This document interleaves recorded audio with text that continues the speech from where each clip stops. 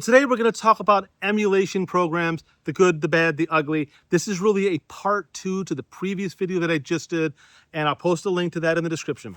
So emulation software, as I mentioned in my first one, not all are created equal. But the one reality about all emulation software is most of them are overbaked. That's to say, they don't really look like the film that they're trying to be.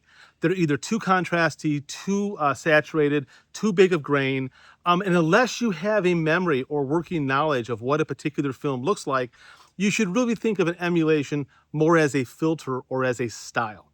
But I decided to go back into the test image that I did the previous day on 400TX and to reshoot the scene again with my Ricoh GRD4 2011 10 megapixel CCD camera and see if I could get closer. I could dial in with my memory of over 30 years experience working with film to get closer to what that 400TX actually looked like. So to do that, I decided to use Silver Efex Pro. Now, I remember when Silver Efex Pro was owned by Nick Software. I did some testing for them way back in the day, and I've been using that particular program, Silver Efex Pro, really ever since it came out. I still use it with film files, I use it with digital files, sometimes just to enhance or to take away a little of the microstructure in an image. And that's where I found the sweet spot. So in this video, I'm going to teach you how, using Silver Efex Pro, you can dial in a much more nuanced emulation, should you choose to, than the programs, all of them, will give you right out the door. I've got 2 sample prints I want to show you right now. The first one that you're looking at, this is Eve, once again, 400TX, process D76 1:1, and it looks really great. This is from my Yashica T4 Super. It has all the classic look that 400TX should look like. Now, in the next image, this was shot with my Ricoh GRD4, but instead of shooting at base ISO, I increased it to ISO 400. And I ran a test at every ISO. Now, the reason I did that, and this really works the best in CCD cameras as opposed to CMOS-based cameras, is because CCDs, as they get higher in ISO, they start losing detail and start having more noise. Now, we all know that CMOS cameras can be photographed at extraordinary high ISOs and still look very smooth. 10,000, 25,000, 50,000, and it looks like a 100 speed material. The noise suppression and control in CMOS is way better than it is in a CCD. By raising that ISO to ISO 400, what I found was that the amount of information now missing from the file was perfect. So when I brought the file into my raw editing software, Photoshop, a very important thing to do is to make sure to turn the sharpening all the way down or down as low as you need to where the image feels a little round. It doesn't feel that razor clinical sharp of digital. From there, everything else is going to be done in Nik, and let me show you how that process works right now. All right, so I've got the image opened up now. You can see the coarseness. This is once again at 400. I also opened up my 400 Tri-X scan so I could have a side-by-side as I'm doing my comparison. I then open Silver Efex Pro, which is under the Nik collection. You notice I'm running the old version of 3. I'm notorious for not upgrading. I'm always afraid something's going to break, and it almost always does when I do an upgrade. So the first thing you want to do in the software is select neutral. We're not trying to add any of their presets into it. Then we're going to, on the right side for tonality protection, protect the shadows and the highlights 100%. Then down where it says film type, I'm going to scroll down and I'm going to select 400TX. Now, I'm really only going for the grain here. I'm not really going for its contrast suggestions. You can notice I'm immediately adjusting the curves right now because I do feel they go a bit too far. And I'm also adjusting the overall grain. The grain per pixel, I want to be much higher. Their grain suggestion is way too fat. And I also want to go in and I'm going to affect the grain hardness. This is why having a test image, a source image that you can bounce back and forth between is really important. I'm going to pull down the highlights because I think they've made the file too contrasty. I'm going to adjust the midtones a little bit on the curve, pull the highlights down a bit more. I might leave a subtle midtone pop, just a little. It looks kind of nice. But after I've got that done, I need to go up and I need to adjust the structure. Structure is your micro contrast. And I'm going to pull it down. In almost all cases, you push it up. Here, we're going to pull it down, probably about 18%. I'm gonna pull the highlights down 5, midtones down 9, shadows down 6, and fine structure down 12. These are small incremental changes, and that's primarily because we turned off the sharpening once again in the raw. So now here we have the file that's being processed.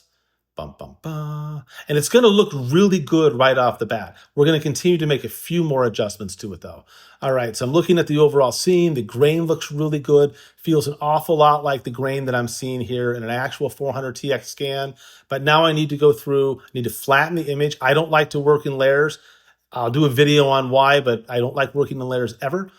Here I am setting the black point. I might pull the mids down just a whisker. I guess I kept it the same. Next thing that I'm looking at is highlights and shadow details and making sure that everything is being held the way that I want to.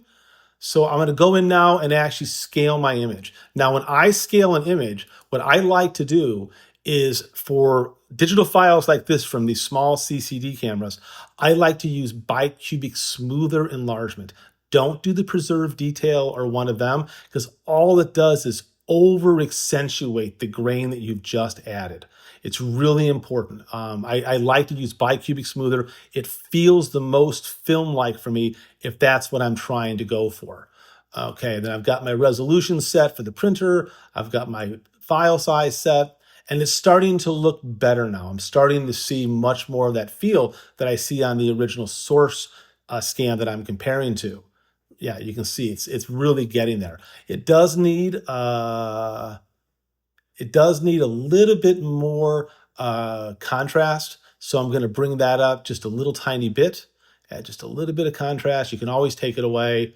You know, I might bring the brightness up just a hair, but I got to be careful not to blow out those highlights or compress the shadows. So I'll get it to where it's about right. And now, if I made a mistake, because I don't work in layers, I just grab the history tool, put it over under the history, and then I paint that section back to where it was before. So the highlights went a little too high. I'm just going to paint it down. Shadows and the hair went a little too dark.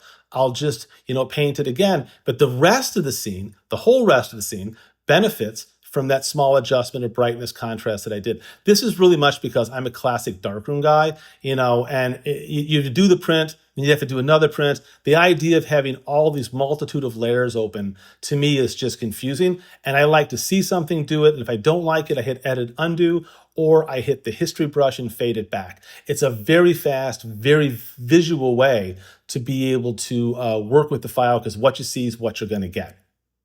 Did I mention just how amazing these two images look? I mean, they really do look great. If you could visit the studio and see them in person, I'm telling you, I nailed the emulation so tightly. It looks so much like the 400TX in film.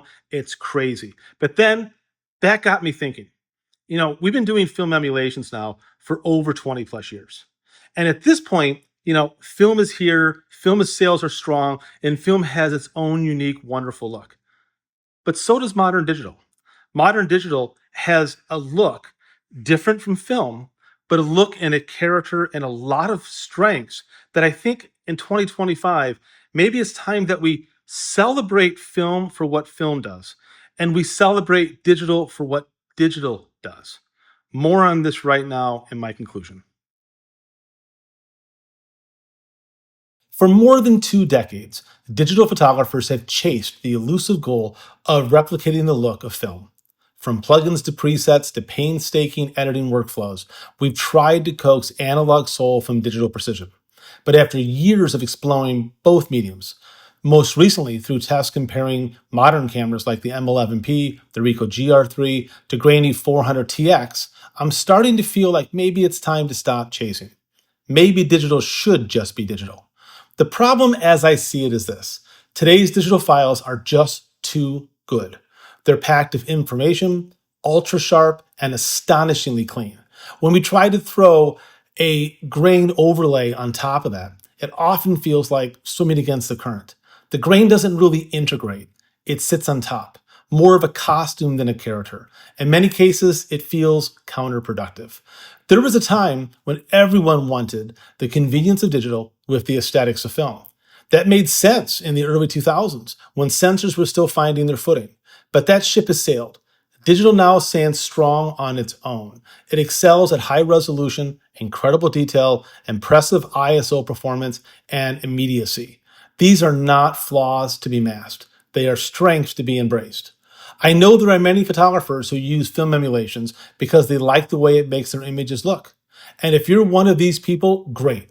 I am not telling you not to use them. I'm just saying you're not really emulating a film. You're emulating a style, and a style that is only loosely based on the original. The reality is, unless you've actually worked with a specific film stock or have a true reference samples pulled up beside your digital image, it's hard to know just how accurate those emulations are. In most cases, from my experience, they are far more dramatic than the original films ever were. More saturated, more contrastier, and grainier. So instead of thinking of them as accurate replicas of film stocks, think of them more like filters, a look you apply to suit your creative vision. Nothing wrong with that at all. Let's just call it what it is. It's also important to remember that back when digital photography first began, camera manufacturers were working very hard to convince film photographers to make the expensive leap into digital. One of the easiest strategies was to promise that digital had quote unquote film-like qualities, or to support third-party emulation software that helped ease that transition visually. But emulation wasn't only about replicating a film look, it had a technical utility too. Early digital cameras had lower bit depth and smaller sensors and a more limited tonal range. In that context, adding grain in either in camera or in post helps smooth out tonal transitions in images. Grain acted like a visual glue, bridging abrupt shifts in brightness and color and hiding early digital weaknesses. It was even more important in printing. At that time, inkjet printers were far less advanced, fewer ink channels, less refined screening software, and a rougher tonal rendering. Adding a small amount of digital grain, even imperceptible to the viewer, could help prevent posterization and create a print that just simply looked better. In those early years, emulation was as much about function as it was about style. But today, the story's different. The reality is in 2025, we are blessed with so many amazing films still being made. I keep telling people, this is the golden era of analog film photography. Yes, film is expensive, but the fact that Tri-X, X, Cinestill materials, Ektar, and so many others are still available is incredible. If you're after that look of Tri-X, guess what? You can just shoot Tri-X. What a gift to have that option.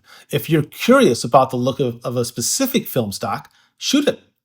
We're living in a time when these materials are still here and still usable. Now I get it. Not everyone has the luxury of time or budget. There are tight client deadlines, fast-paced shoots, art directors who want real-time previews, and turnaround demands that make digital not just convenient, but essential. If you're working in those conditions and you want the quote-unquote film look, emulation might be the only viable tool, and that is fine. But if you're going to emulate film, it's important to understand that most of the software out there is tuned to be dramatic. The colors are pushed, the contrast is high, the grain is exaggerated. It's film style, not film is truth. That's not necessarily bad, but it does place the responsibility back on the artist. If you want to emulate film authentically, take the time to study real film. Look at scans. Shoot some rolls when you can. Learn the nuance, learn the subtlety. Because without that foundation, your emulation becomes a kind of fiction. A nice one, maybe, but a fiction all the same. So where does this leave us hybrid photographers? I've been long advocating for the blending of analog and digital technologies. That's what led me to start the Figital revolution back in 2006. And nothing about this reflection changes that. Saying digital should be digital and film should be film doesn't mean the hybrid approach is obsolete. In fact, it frees us. It frees us to fully embrace what digital brings to the table, its speed, clarity, resolution, and to let analog keep a seat at that same table. And if you want to mix them, that's completely valid. But I do believe we've entered a new era. Digital now has its own defined look, its own feel, its own expressive language. Trying to bend it into film shape may actually work against the very qualities that make digital so powerful in the first place. So why choose when you can create freely? What I've always loved is that we don't have to choose. Digital and film aren't enemies. They're tools in an expanding toolbox. When I need immediacy or want hyper clean aesthetic, I reach for modern digital gear. When I want grit, mood, a sense of texture breaking apart at the edges, I grab for a Min-X Spy camera or a low grainy 110 or 35mm film. As artists in 2025, we are incredibly lucky. We have choices. And maybe the real evolution in image making isn't about making one format imitate the other. It's about recognizing what each does well and using that to our advantage. So here's where I've landed. Let digital be digital, let film be film, and let art be whatever it needs to be. Thank you very much for listening. I can't wait to hear your thoughts. Now go shoot some film and a few digital photos as well.